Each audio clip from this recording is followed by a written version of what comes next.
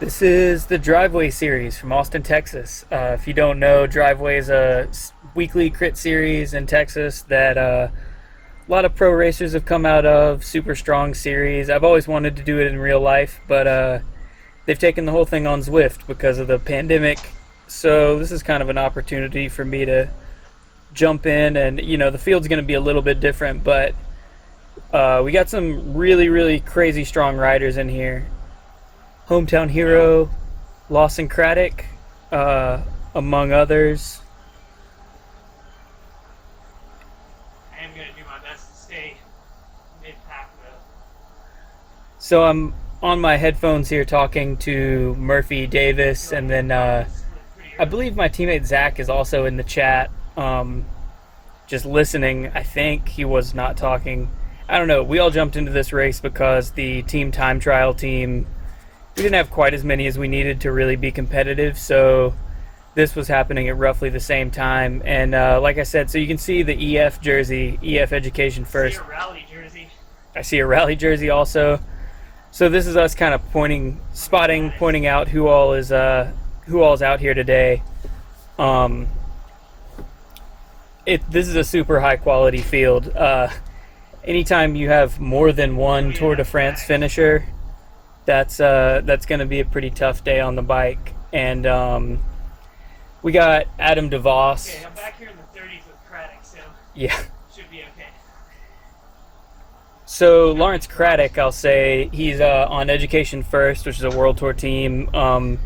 Famously in 2018, broke his shoulder, I want to say, clavicle, something in the shoulder arm area on one of the first few stages of the Tour de France, and he kept going, and he finished the whole tour as the last man on the road, but he finished the whole thing with broken bones, and he did it as a fundraiser for his local velodrome in Texas. He's a Texas guy, so you can see him on the left here in the purple and pink EF kit, and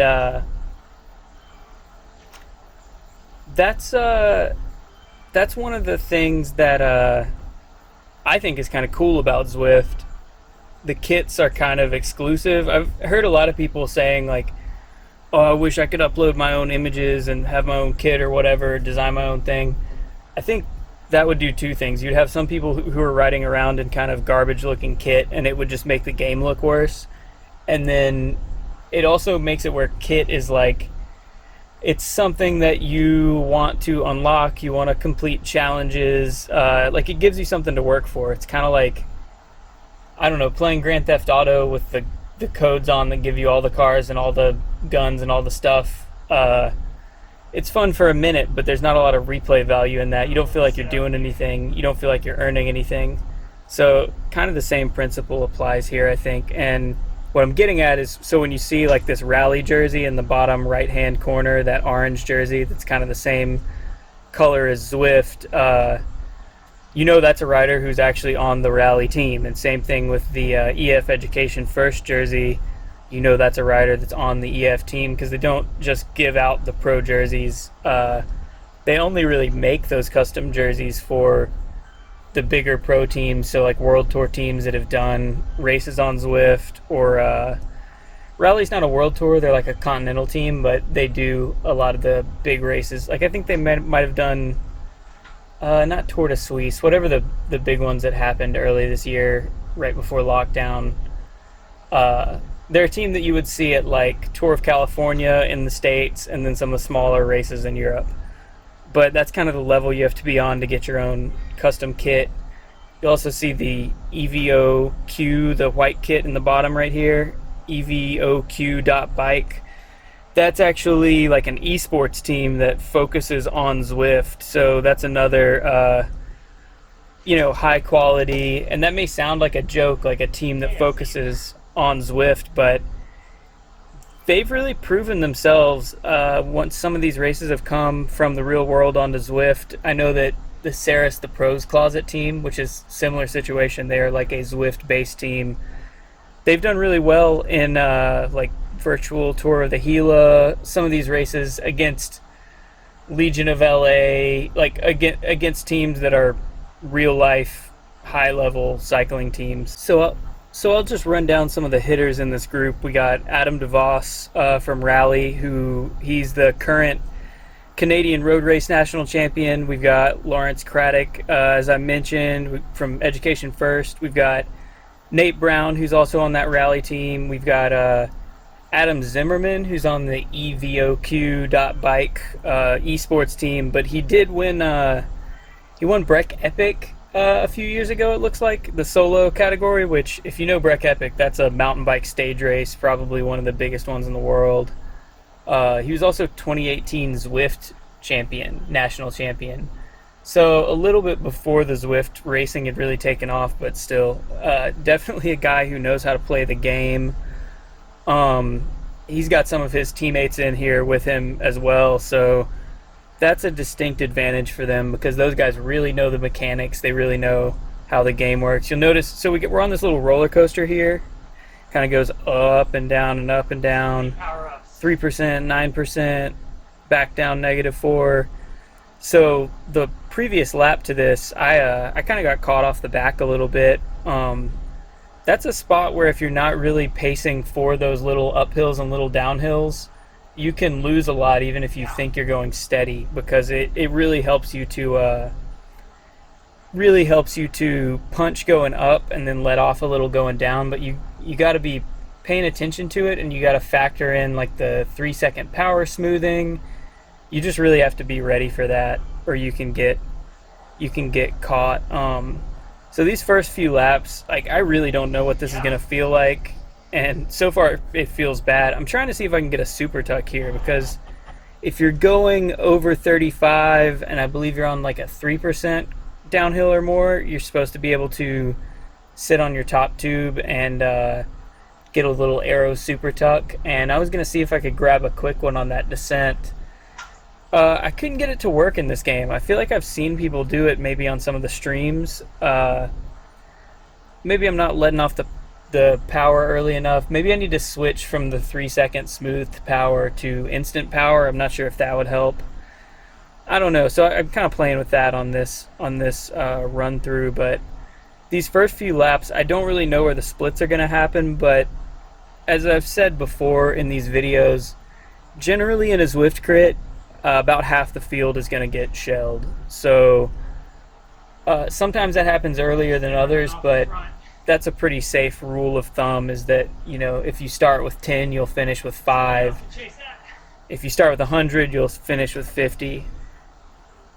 Ooh, yeah, and there goes the attack. So it looks like we got one of the EVOQ guys, and oh, that's Zimmerman, and then we got Craddock up front. I'm frustrated here. Oh no, Craddock's behind me. I think what happens here is Zimmerman from EVOQ has attacked, and then Craddock is going to realize that the festivities are starting, and I think he moves up here and starts taking the charge. I believe that's Zimmerman coming back. So if you want to see how far up the road, and this is a good thing to talk about just generally for a race like this, where really to focus on my avatar is not going to do a ton for you, just because of how the blob works.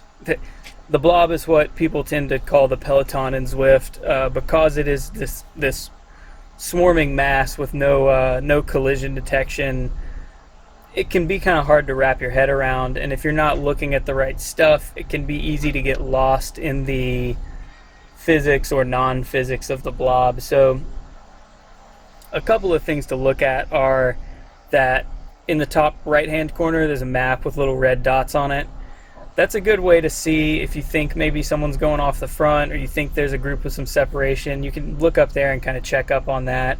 You've also got the gradient up there, the very top right hand corner. So like we're on a flat now, 0%, but it can help to watch that, because it can be hard to tell when you, like, if you don't have a Wahoo kicker climb or something that's simulating the gradient for you, physically it can be hard to tell as the camera changes when you're going up and down. So like you can see right now, somebody's getting a little separation.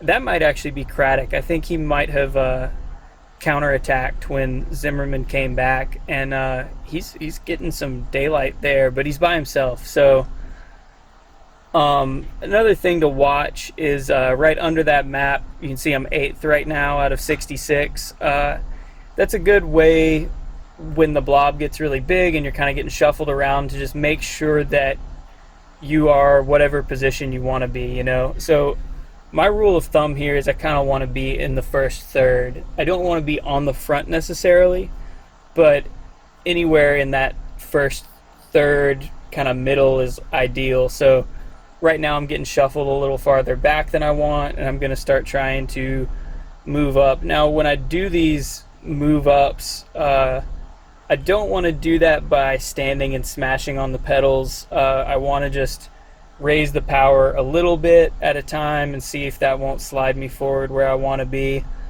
It really, you can't control as much in Zwift as you can in real life. In real life, you can kind of grab a wheel and stay there, and as long as the washing machine effect isn't happening around you, people going up the sides, you know, you're on the wheel that you're on, and no one can really bump you off of that if you're a good bike racer, good bike handler.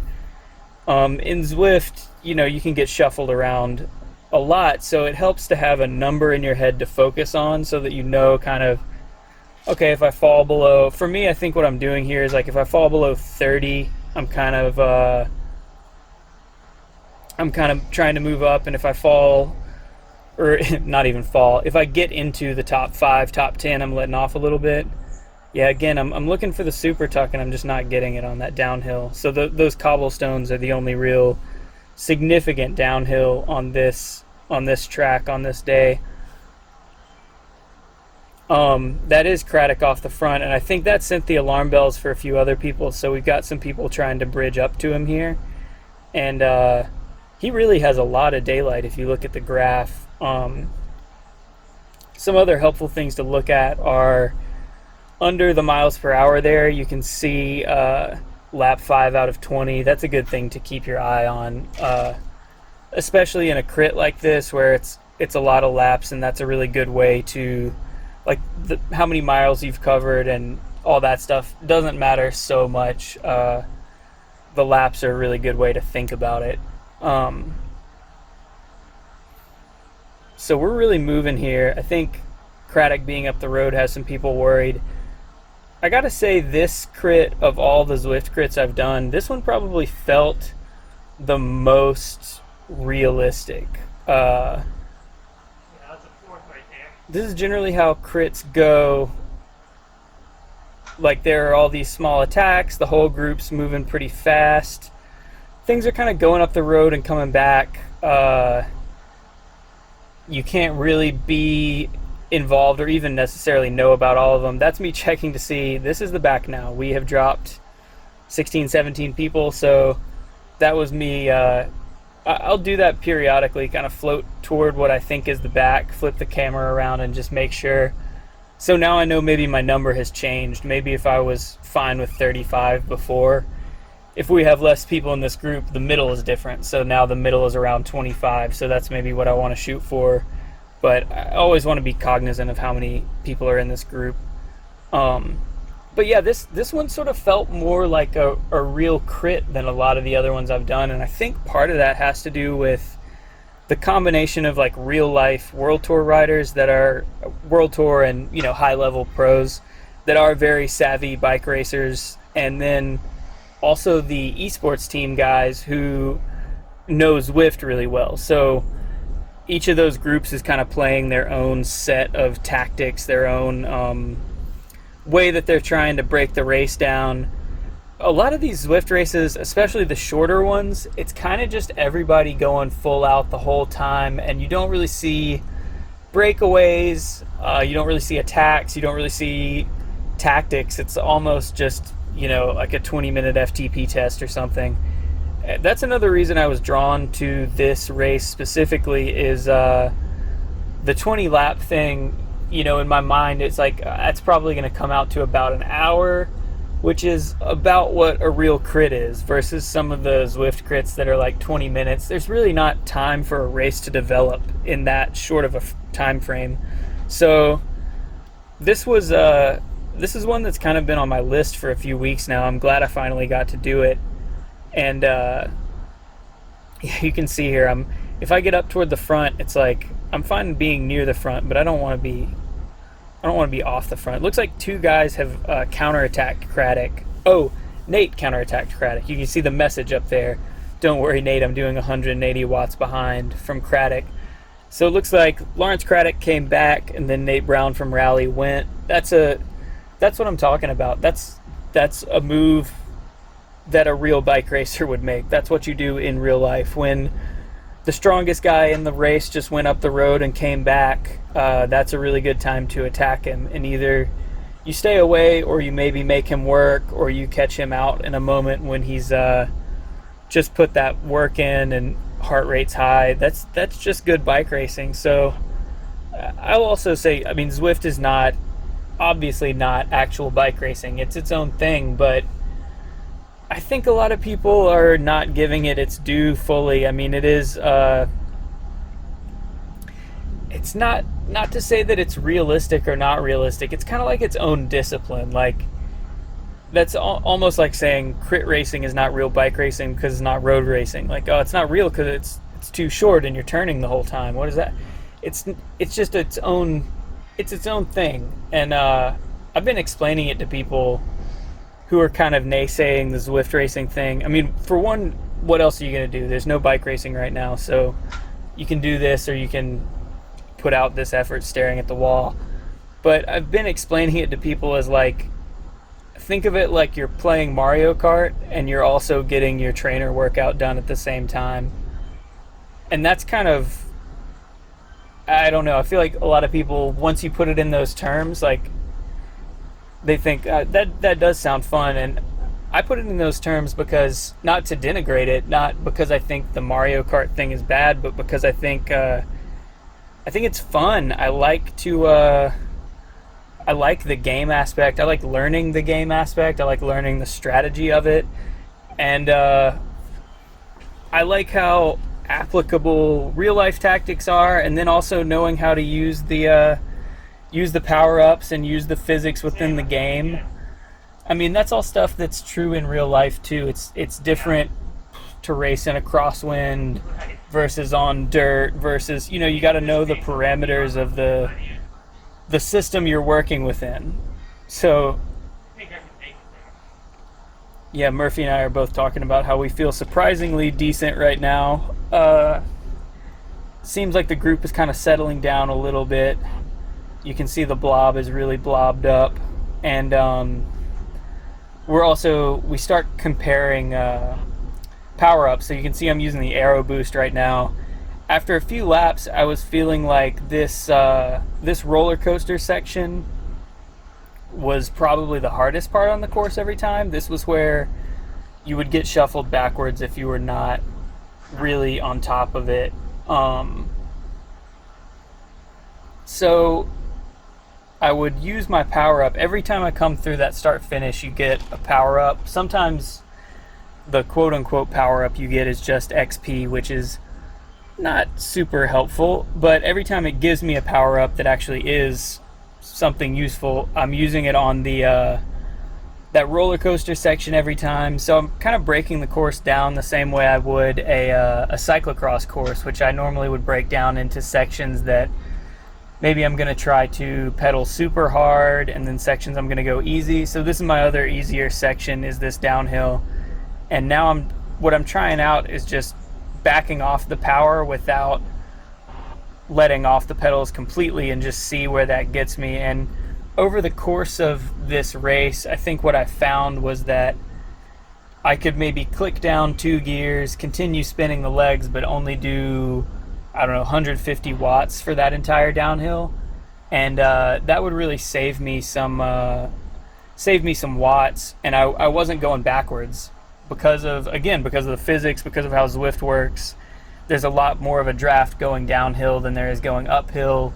It's a lot harder to lose places. It's also a lot harder to make up places on a downhill when you're all in the draft. So that's a spot where I can kind of break the course down and say, I'm going to recover here and I'm going to recover here.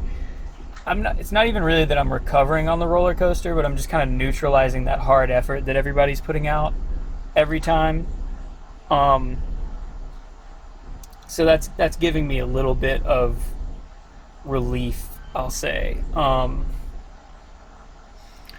So I mentioned I got my friend Murphy, who has raced with the Shift team a little bit. He was going to do the team time trial with us on this night. And then also got my teammate Zach, who I think at this point has told me his headphones are dead. You can see him in the chat.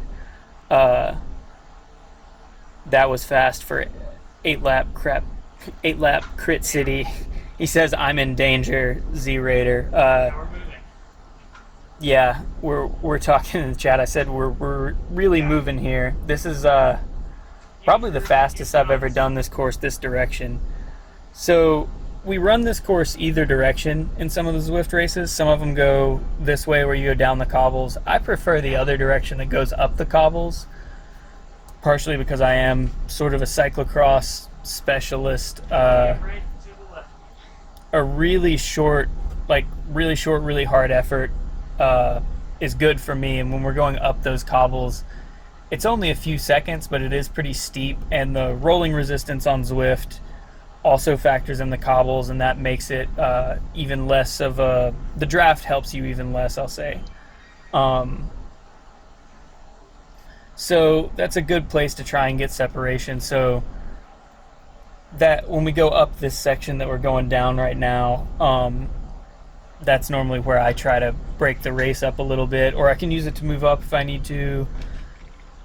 The course just runs a little better for me the other direction, because what we're trading is sort of a 1%, 2% uphill. Like right here, we're going 2% up for a long time, and that's not really steep enough for me to get any sort of advantage, or short enough for me to really punch and then recover, which...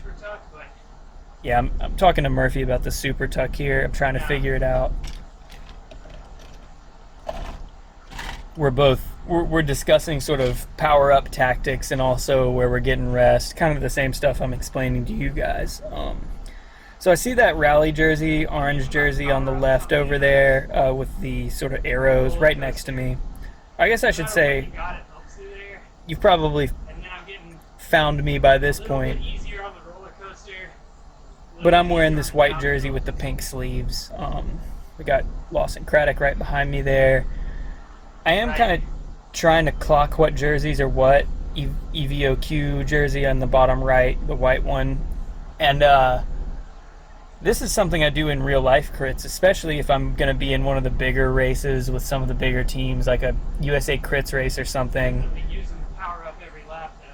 If it's a mixed field, like the pros are in there with the average Joes like myself, which I will say I have no delusions of being a pro. I'm a decent local guy. That's kind of my level. Is I'm a good bike racer among people with full-time jobs, but when you put me up against guys who racing is their primary focus, I normally get taken to task. So for that reason, like if I'm in a USA Crits race, I'm normally trying to look around and like find some of those recognizable pro team jerseys, and then use that to pace myself and to let myself know whether the group I'm in is good or not. That's a good way to latch onto those things and know, like, okay, if he's still in this group, then we're not getting dropped, you know? So that's something I'm kind of taking to heart right now, is like if all the strongest guys in the race are kind of floating around 30th place with me, I don't have a lot to worry about, because if someone else goes up the road, these super strong guys can bring them back, and I also know that they're not going up the road because I can see them here with me. So me and Murphy are getting into power meter accuracy now. And built-in power meter on that's within 5%. Pretty solid. As long as it's calibrated. But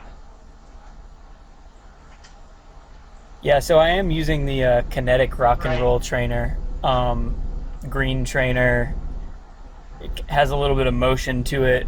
which I like. I like it for sprinting a lot, and for longer rides, it helps that you can get a little bit of side to side motion. More than 5% accurate because I'm dinging it for being a little lower, but of course it's lower than pedals because measuring after the drivetrain.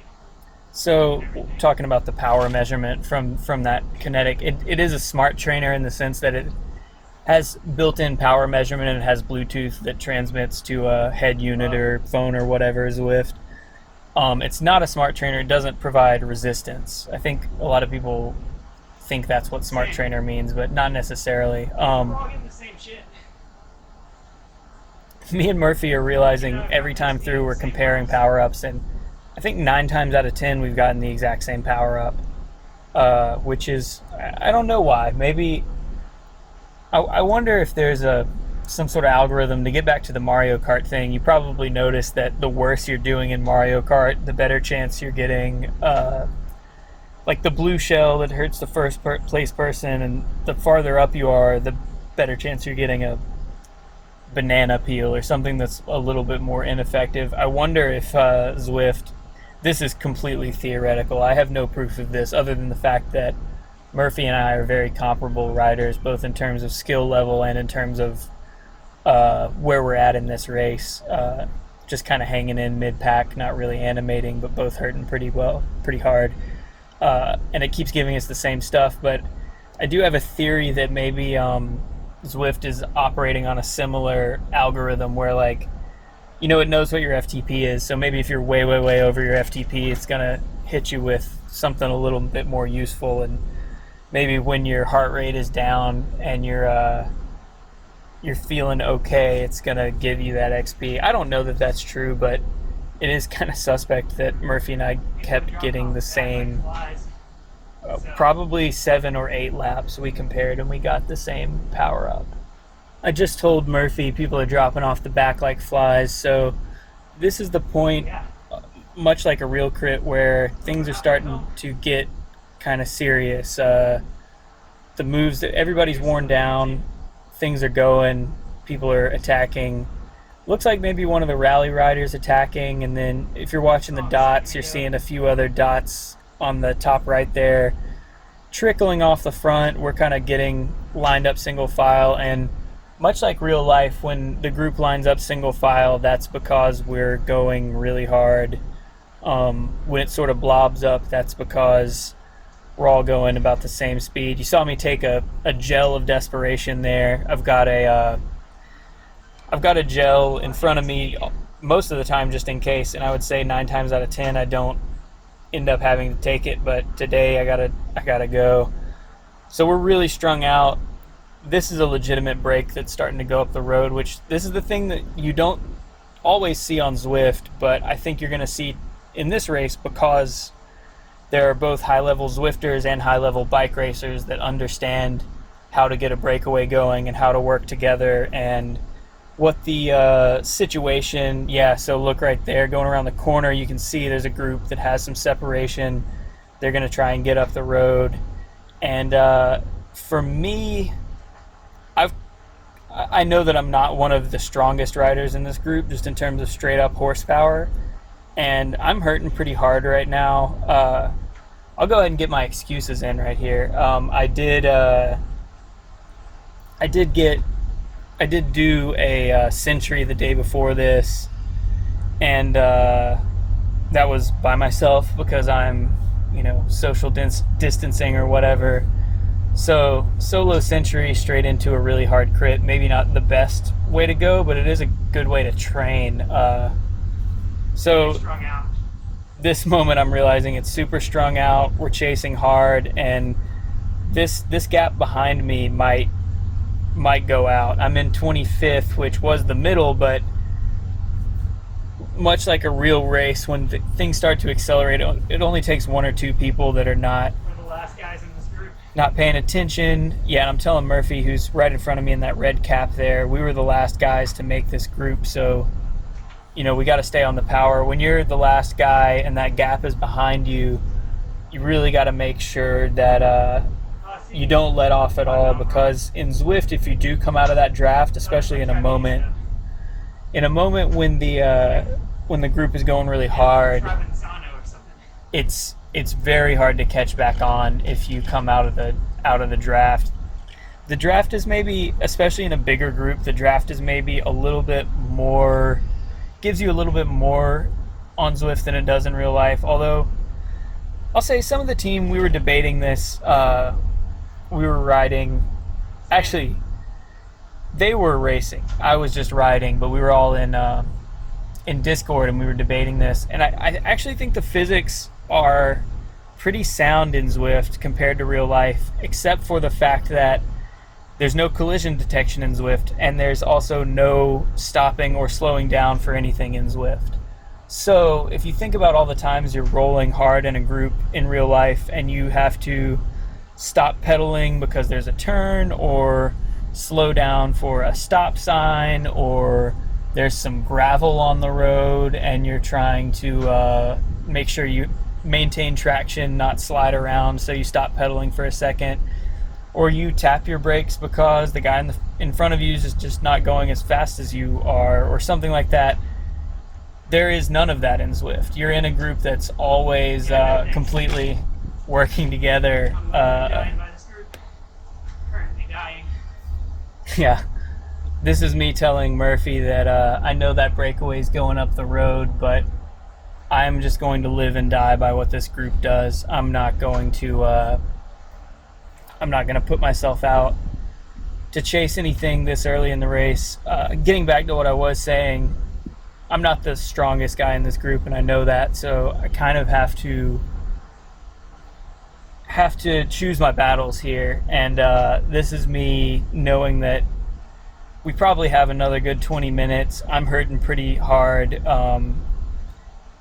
Probably someone is going to pull that group back, and if they don't, that group up the road is probably not a group that I could hang with anyway. So I got to wait a little later in the race and be a little more strategic. I will say, racing on this level, like knowing that there are multiple Tour de France, at least 2 Tour de France finishers in this group, Breck Epic winner, all that stuff I listed earlier.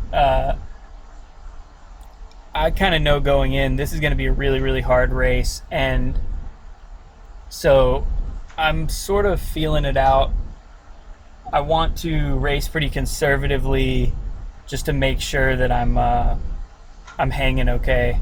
I think that was a mistake. I was trying to just scroll up and see if I could see what the gap to the break was, that I ended up clicking on someone else's camera for a second, which is a cool feature of Zwift, but also potentially pretty dangerous in a race like this where there's a lot of action. The group is going really fast. If you get caught out, you can really get caught out. So I do not want that to happen to me. Maybe we're on Mario Kart rules and I need it more than you. Yeah, this is the first time Murphy and I have gotten different power-ups, so this is me realizing the potential Mario Kart rules that I mentioned earlier. So that big acceleration definitely did catch a lot of people out. The group is thinned down even farther. Guys now. Yeah, we're down to about 35 guys or so. It took me until this point, I think, to really hone in on this descent. But this is where I realize I basically need to go into the descent in a decent position. So you can see I'm moving up into the teens here. Yeah. And then I'm going to really let off the power right here. You can see the power falling. I'm down into the hundreds, 150, and then probably right here I start picking it back up, and I didn't lose any places. I'm still in the teens, and I got a really good, that didn't seem long enough to be a really good rest to most people, but racing cyclocross, which I keep talking about because that's my main focus, bike racing, you have to adapt to getting some rest in really short, like maybe there's one turn where you have to get off the pedals. So you get off the pedals for 5 seconds to make that turn. What we need to do is accept our face.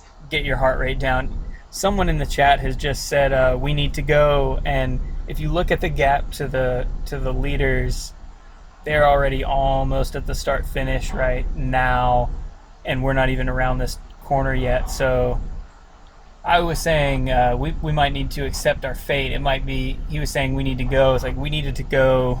If you guys wanted to go, we needed to do that before now, for sure. So we're lined up single file. This is whoever said we need to go.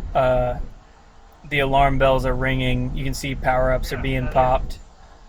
So I'm gonna pop it. Trying to time this feather perfectly where Right. we're going down and then we're hitting the uphill right here. That's where you want to hit the feather.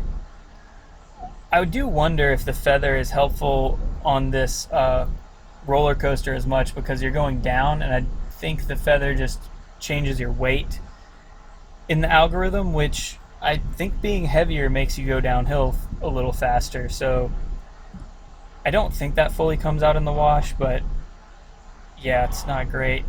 See people sprinting by me. I think there's a lot of people kind of panicking because they feel like they need to be in the breakaway. They're realizing that this is we're 3/4 of the way through the race. There's a strong break up the road. I'm not sure who all's in there, but I know there's definitely some strong people.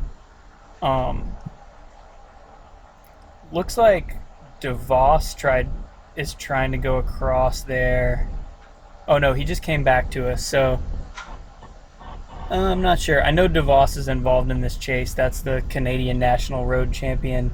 He may be that little dot that's taking that right-hand corner right now on the map in your top right.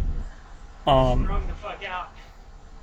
We are Stay up. super strung out. It keeps going. The elastic's gonna break. Yeah, the elastic braking is a bike racing term for the group kind of thins out into a single file line, and then the gaps between each of those people get bigger, and then at some point the gaps are gone, and somewhere there's a split that stays split. It doesn't come back together. It's like taking a elastic or a rubber band or an elastic band and just stretching it. At some point, if you let go, it'll come back together, but at some point, if you keep stretching, it's not going to come back together. And when we're in that position, I said you got to stay up here, which is basically saying I want to move up so that I'm wherever that split happens, I'm going to be on the correct side of it. You just saw the rally rider go backwards behind me. I think that was DeVos who made a big bridge attempt to. I don't think he got there, but he got really close, and you can see we're kind of closing in on the break here. It looks like the break is splintering. We got a rally rider on the front who's chasing really hard. This one guy who, I believe that guy who you can see kind of dangling off the front there, he's trying to go across to the break, but he's coming back to us. It looks like riders are coming off of that break and coming back toward us. So It's like that break is splintering. yeah, Make that's. it there. I'm realizing that the break looks like they're strung out themselves, which is a sign probably that they're attacking each other and they're not Same with the rally rider. working together super smoothly. I think that's why breaks often don't stay away for a long time on Zwift. Yeah. It's not like in real life, it's easier to signal your intention in terms of when you want to pull, when you want to pull off, when you want someone else to take over. And you can also talk to the people in the group. Generally that means yelling at them and telling them to take their pulls and all that kind of stuff, but you can't do that as easily in Zwift. I mean, you could direct message them, but if you're really going all out in a breakaway, you probably don't have the wherewithal to be typing and be clicking on people's names and direct messaging them. So that's kind of a limitation. You did see a cone of shame there, which is the little orange triangular exclamation point thing. Somebody goes over like what Zwift has deemed sort of physically possible, which is a pretty high barrier at the A category level, which this is the A category, the highest category race on Zwift. Normally means someone has something that's not calibrated correctly. Zwift has done a lot of work recently to hone in on what that looks like. So I'm up toward the front right here, and I think I got a little complacent, and I know that the roller coaster is going to be the hardest point every time, but I sort of let up a little bit at the start of this roller coaster, and this is the back. I'm caught on or near the back, and then up at the front, those two orange jerseys you can see going, that is both of the rally riders. So this is sort of the moment where we're really close to that breakaway, and looks like you got an EVOQ jersey going with the rally riders. This is the point where things are reshuffling. I mean, this is how it happens in a crit. I can say in a real crit, I've seen this exact thing happen at Sunny King Criterium, which is probably the biggest crit in Alabama other than the Birmingham Hammerfest USA Crits race. I had almost this exact situation happen where there was a breakaway, it was coming back to us, I was close to the front, and it was almost like the elastic snapping but in reverse. It was like the breakaway got strung out single file and the field got strung out single file, and they just touch. Like the front of that pointy group touched sort of the back of those riders that were being tailed off the breakaway.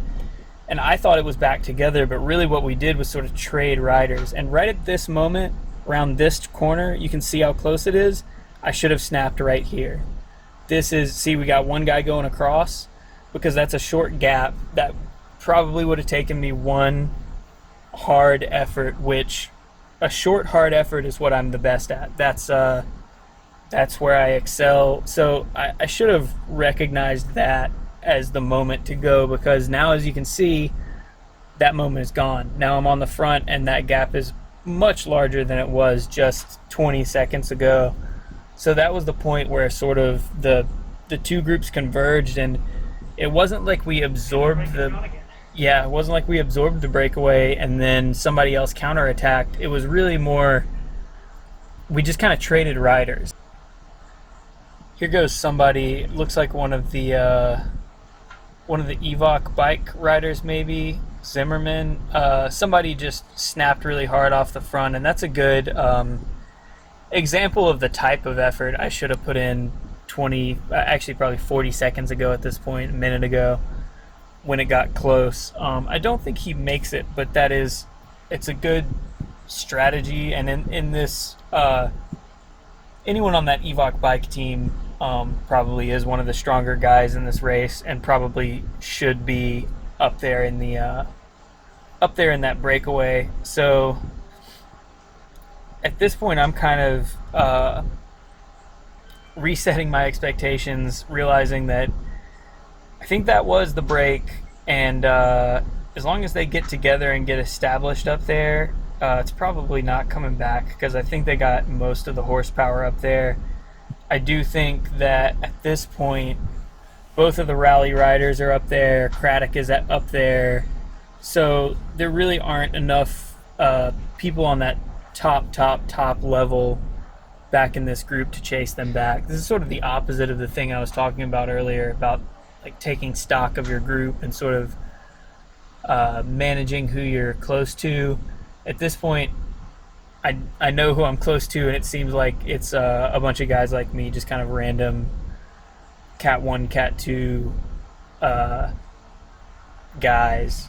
I think that right here, that rider you see stuck in no man's land, which is when you're trying to bridge up to a breakaway that has a group, and then there's a group coming behind you. It's so hard to do that on your own. I think this is Zimmerman coming back here. Yeah, I believe that was him. The group just blew by him. That's a really hard effort. It's so much, the groups in Zwift go so much faster, and I think that is a function of the physics are like, if you never had to touch your brakes and you never had to worry about running into anyone, and the drafting was always optimal. Like, I think the speeds are actually pretty comparable to what they would be outside, meaning that the algorithms are correct, but the circumstances are slightly different. You do have to stop for things or stop pedaling for a turn, stuff like that outside. Sometimes the group is not completely harmonious in the way that it is on Zwift, where you sort of automatically churn to the position you're supposed to be in. It looks like we got the rider whose name on here is Kermit the Frog, which this is a thing you see sometimes where sort of high-level riders or sometimes former dopers, I have no idea who Kermit the Frog or Luke Skywalker are in this race, but sometimes you do get riders that are like a known quantity for good or bad that will make not a fake profile, but they'll use some stupid name like that on Zwift or on Strava to obfuscate their identity. So no telling who that Kermit the Frog is, but someone pretty strong. Because he came, he's saying "come on" in the chat. Yeah, you come on. You're going real hard. I think he's trying to get somebody to get together with him, but that seems doomed to me. The breakaway is pretty well established up there. You can see their full top left corner of the map. They're all the way around 2 corners ahead of us, which with 1 lap and change to go is not a big enough gap.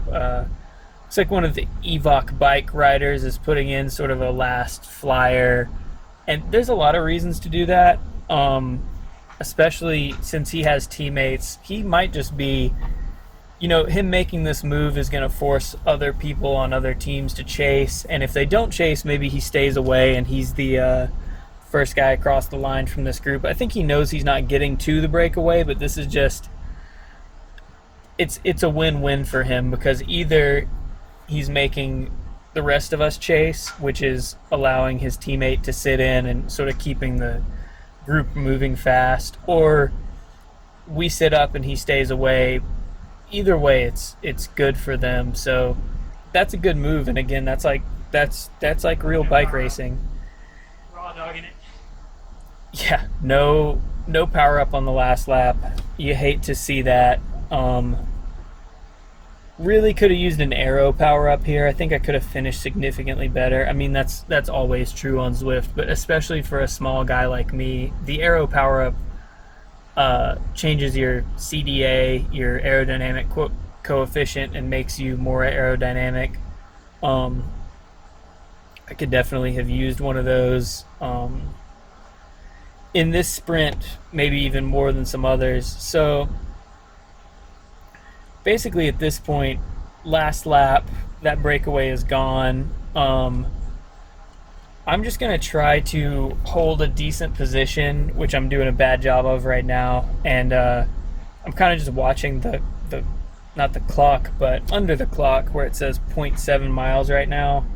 I know that 0.2 miles-ish is kind of my sweet spot for sprinting. On the course that goes the other direction, I really have it well timed, where I kind of know how far it is to the line because I've done the sprint many times. I might have let off a little too hard on that descent, but I was trying to freshen the legs up a little bit. This close to the line, it's tough though. Zwift sprints go early. There's always someone who wants to go maybe even earlier than we would in real life. Looks like a couple of people are popping power-ups right now, which is good for me because that means they're dying right now and we're not even sprinting yet. So I'm trying to get back up into a reasonable position. You can see it says 12th, but I'm probably 4th or 5th wheel in this group, which is a pretty decent spot to sprint from. And yeah, we hit 0.2 miles to go, and that's it for me. I'm not even looking at the screen anymore. I'm just going all in on the sprint and not putting up very good numbers here, but off the back of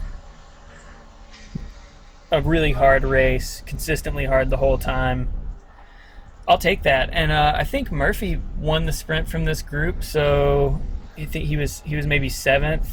Yeah, there he is. Yeah, he was second in the sprint from that group, so that's a really strong ride for him. Honestly, strong ride for me, like 16th out of whatever it was, 66. I'll take that. Yeah, another good race. Have some more on the channel coming soon. Thanks.